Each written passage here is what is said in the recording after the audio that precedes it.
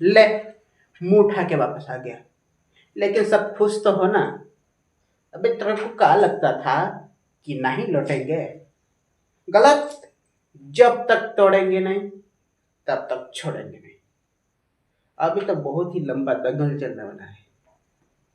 ये तो basic maths का पहला क्लास है। आप सभी का स्वागत है अपने आपके इस यूट्यूब चैनल में। आज हम आपको पढ़ाने वाले हैं बेसिक मैथ्स।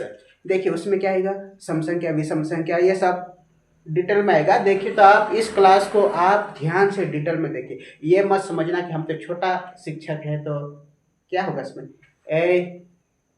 कोई भी सीख छोटी नहीं होती है, इस बात को मत भूलना। तो देखिए पहला हम पढ़ाते हैं यहाँ पे, आप ध्यान से देखिए। सबसे पहले पढ़ेंगे कि गणित के जो सवाल कैसे बनते हैं। आप कोई भी लिखोगे ना, कोई पैसे भी गिनोगे, कुछ भी गिनोगे तुम लोग, कोई अनपढ़ भी क्यों जो गिनता है ना, तो 1 2 3 ऐसे तो गिनने लगता है, वो भी एक गणित ही पढ़ता है। देखिए तो 25 बना है। ये कैसा बना है? क्योंकि गिनती की संख्या ही है। जब तक तुम दो क्या है वो नहीं पता चलेगा तो ये 25 क्या है वो कैसे पता चलेगा। देखिए सबसे पहले पढ़ना पड़ेगा, ये सबसे पहले से बनी है, इसका मतलब प्राकृतिक से ही बनी है। तो देखिए प्राकृत संख्या ही पढ़ लेते पहले, होती क्या है। तो गिनती की सभी संख्या प्राकृत संख्या कहलाएगी। यह संख्या एक से स्टार्ट होके अनंत तक जाती है, जो कभी खत्म नहीं होगी।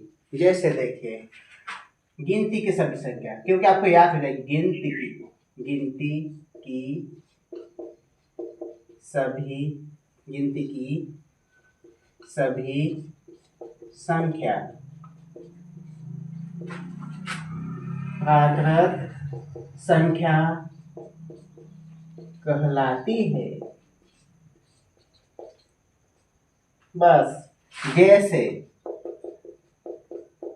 1 2 3 4 5 गिनती 1 से स्टार्ट होती है, लेकिन ये कभी खत्म नहीं होगी, अनंत तक जाएगी, अनंत तक जाएगी। समझ जाइए। अब देखेंगे सबसे पहले पूर्ण संख्या। उससे पहले देखिए कि आप इसमें आप लिखेंगे कि आप प्राकृत संख्या से ये लिखेंगे कि 1 से 2 3 9 तक संख्या लिख देंगे, 9 तक लिखेंगे, लेकिन 10 कैसे बनेगा? 10 बनाओगे तो क्या होगा? 10 तो बनेगा नहीं, क्योंकि एक लिख के तुम इस एक को लोगे, इस एक को लोगे, एक लेंगे, उसके बाद तुम 5 को भी ले लेंगे, तो क्या बना है? 15 बना है। लेकिन 20 कैसे बनाओगे? 10 कैसे बनाओगे? तो समस्या है ना। जब 20 बनाने के लिए 2 तो होगा, ये उस 2 को लिया है, लेकिन अब क्या चाहिए अपने को पता है कि एक शून्य आना चाहिए, लेकिन शून्य तो यहाँ है ही नहीं। शून्य होगा तो छोटा होगा तो शून्य तो आगे होना चाहिए, तो है ही नहीं। तो उसके बाद उस संख्या को 20 कंप्लीट यानी 20 को पूरा करने के लिए एक पूर्ण संख्या बनी है। एग्जाम्पल दिया मैंने, ऐसे बहुत से ऐसे शून्य वाली संख्या है, उनको कंप्लीट बनाने के लिए एक पूर्ण संख्या बनी है। उस संख्या को देखिए, जब प्राकृत संख्या में शून्य को लिख लेते हैं तो संख्या पूर्ण हो जाती है। अब हुआ क्या है कि जब प्राकृत संख्या में अब उसी में यानी 1 2 3 4 5 6 7 इस संख्या में, उसी संख्या में उसमें शून्य को लिख लेंगे, शून्य को लिख लेते हैं। तो शून्य को लिखेंगे तो पीछे थोड़ी लिखेंगे, शून्य सबसे छोटा है तो आगे ही लिखेंगे। तो आप यह संख्या क्या बनी है? तो संख्या पूर्ण हो जाती है। इसका मतलब ये भी अनंत तक जाएगी, ये भी कभी खत्म होगी नहीं। तो आपको ये पूछ सकता, कोई भी पूछेगा या तो एग्जाम में पूछेगा कि सबसे छोटी पूर्ण संख्या क्या है, तो शून्य होगी। सबसे छोटी प्राकृत संख्या क्या है, तो 1 होगी। तो सबसे बड़ी प्राकृत संख्या कौन सी है? तो सबसे बड़ी तो है ही नहीं, वो अनंत तक जाएगी। इसका मतलब वो कभी खत्म होगी नहीं, तो सबसे बड़ी क्या होगी? अनंत। तो देखिए आगे पढ़ेंगे सम संख्या, सम संख्याएं। ऐसे सम संख्याएं लिखना चाहिए, सम संख्याएं, लेकिन मैंने शॉर्टकट में जल्दी बनाने के लिए, ताकि वीडियो बड़ा नहीं बने। सम संख्या क्या होती है? वह संख्या जो 2 के गुणज में हो, वह संख्या जो 2 के गुणज में हो सम संख्या कहलाती है। तो देखिए, वह संख्या जो 2 के गुणज में हो, इसका मतलब जैसे यहाँ पे देखिए ना,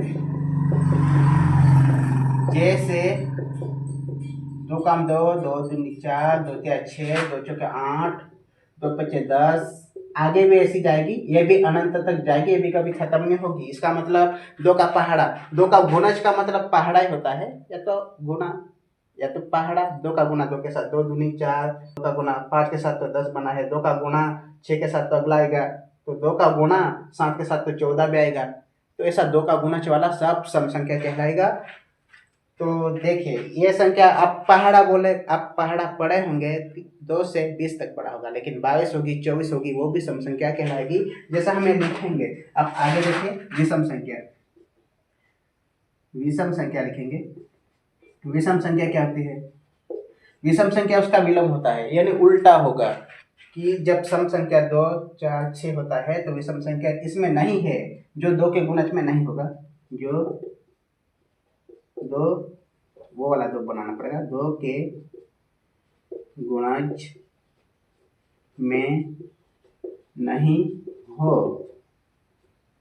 जैसे कौन कौन नहीं है? इससे पहले 1 आना चाहिए, उसके बाद 3 होना चाहिए, सबसे पहले 1 आना चाहिए, 3 होना चाहिए, 5 भी नहीं है, 7 नहीं है, फिर 9 नहीं है, ऐसे ऐसे जाएगा, ये भी अनंत तक जाएगा, ये भी कभी खत्म नहीं होगी। आप देख लीजिए, हम एक लिख के बताते हैं आपको।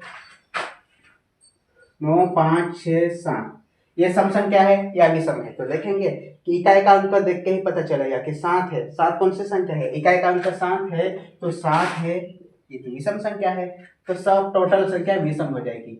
लेकिन जैसे यहाँ पे सम संख्या क्या है? तो 0 है, तो यहाँ पे 0 लगा देंगे, तो ये सब 0 लगाने से सभी संख्या सम हो जाएगी। तो ये भी देखना है कि सम संख्या में 2 का भाग देंगे तो शेषफल 0 बचेगा, यानी कुछ बचेगा नहीं। लेकिन विषम संख्या में 2 का भाग देंगे तो शेषफल 1 बचेगा। तो देखिए, लिख लो।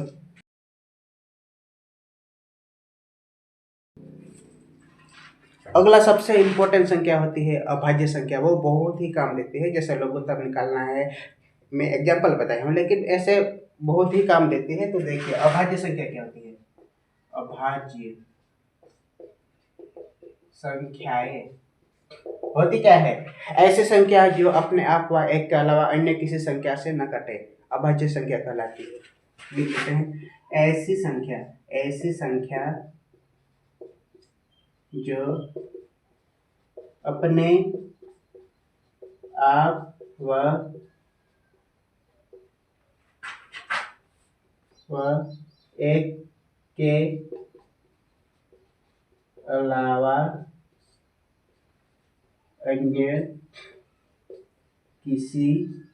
से न कटे,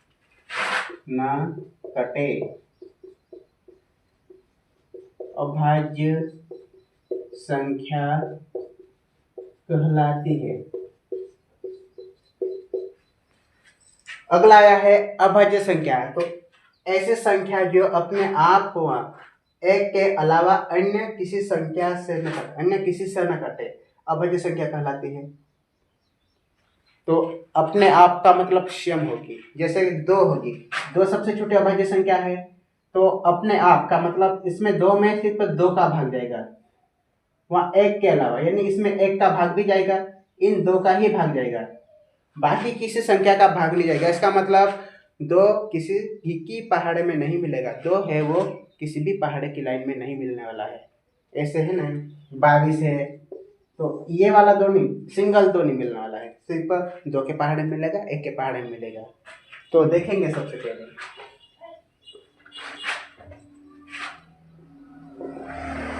जैसे सबसे छोटी अभाज्य संख्या 2 होगी, उसके बाद 3 होगा, इसके बाद 5 होगा, इसके बाद 7 होगा। ये कैसे बनाए? देखिए, कोई ये बोलेगा कि 1 क्यों नहीं है, तो आप ये भी बता सकते हैं कि अभाज्य संख्या किसे कहते हैं, तो जिसके केवल 2 गुणनखंड होंगे उसको अभाज्य संख्या बोलेंगे, लेकिन जिसके 2 से अधिक गुणनखंड हुआ तो वो भाज्य संख्या कहलाएगी। तो देखिए 2 है, उसमें 1 के पहाड़े में आता है और 2 के पहाड़े में आता है, बाकी किसी के पहाड़े में आता है, तो उसके 2 गुणनखंड हुए हैं, लेकिन 1 है वो 1 के पहाड़े में इतना आता है, बाकी किसी के पहाड़े में आता है, तो 1 का तो सिर्फ 1 ही गुणनखंड है, तो ये अभाज्य संख्या नहीं कहलाएगी। अब 3 है वो 1 के पहाड़े में आता है और 3 के पहाड़े में आता है, बाकी किसी के पहाड़े में नहीं आता है, तो ये अभाज्य संख्या कहलाएगी। लेकिन 4 अभाज्य संख्या क्यों नहीं है, क्योंकि ये 1 के पहाड़े में आता है, 2 के पहाड़े में आता है, 3 के पहाड़े में तो नहीं आता है, 4 के पहाड़े में आता है, तो उसके 3 गुणनखंड हो गए हैं। तो मैंने बोला है कि जिसके केवल 2 गुणनखंड होना चाहिए, 2 गुणनखंड, केवल 2 गुणनखंड हो, तो ये 3 गुणन है, तो इसलिए यह अभाज्य संख्या नहीं है। वैसे भी 4 अभाज्य संख्या इसलिए नहीं है क्योंकि 2 के पहाड़े में चला जाता है, तो 2 बोलता होगा कि तुम मत आ, तो 2 है ना, 2 के पहाड़े में ये दोनों आते हैं, तो इसको आने नहीं देगा। तो चलो अब 5 है, उसके बाद 6 नहीं होगा क्योंकि 6 है वो 2 के पहाड़े में आता है, 3 के पहाड़े में आता है, तो ये 2 3 इस 6 को नहीं आने देगा, इसलिए अभाज्य संख्या 6 नहीं है। उसके बाद 9 तो होगा ही, 8 तो होगा ही नहीं क्योंकि 8 भी 2 के पहाड़े में आ जाता है, तो 8 नहीं होगा। फिर 9 है, 9 भी 3 के पहाड़े में आ जाता है, 9 तो 9 नहीं होगा। फिर 10 5 के पहाड़े में, 2 के पहाड़े में आता है, तो 10 नहीं होगा।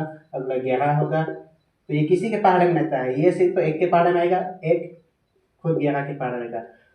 ऐसी संख्या जो अपने आप व 1 के अलावा किसी अन्य संख्या से न कटे अभाज्य संख्या कहलाती है, बोला मैंने। उसके बाद आगे देखेंगे, 13 होगा, 17 होगा, 19 होगा, 23 होगा, 29 होगा, 31 होगा, ऐसे जाएगी। इसमें आप डेटस नहीं लगा सकते, लेकिन आगे भी जाएगी संख्या बहुत से, आप लिख सकते हैं। आप ये देखेंगे कि भाज्य संख्या क्या है। भाज्य संख्या का मतलब भाग जाने वाली संख्या। तो भाज्य संख्या क्या होगी, तो जिसके आप देखिए मैंने बताया था कि केवल 2 गुणनखंड तो अभाज्य संख्या, और 2 से अधिक यानी जिसके 3 गुणनखंड भी हो गए ना, तो वो भाज्य संख्या कहलाएगी। तो 1 होगा, तो 1 का तो सिर्फ 1 ही गुणनखंड है, तो ये तो अभाज्य संख्या भी नहीं है, भाज्य संख्या भी नहीं है। लेकिन 2 3 तो होगी नहीं क्योंकि तो अभाज्य संख्या है, तो अगला कौन आता है, 4। तो 4 भाज्य संख्या है क्योंकि किसके साथ किसका भाग जाता है, 1 का जाता है, फिर 2 का जाएगा, खुद 4 का भी जाएगा, ये यानी भाग गया है, तो भाज्य संख्या। उसके बाद 6 होगी, 8 होगी, फिर 9 होगी, 10, ये तो बहुत ऐसी संख्या है, तो ये भाज्य संख्या कहलाएगी। लेकिन आप इनका काम कहाँ कहाँ पड़ेगा, यानी यूज कहाँ होगा, ये सब हम अगले वीडियो में बताएंगे। बाय।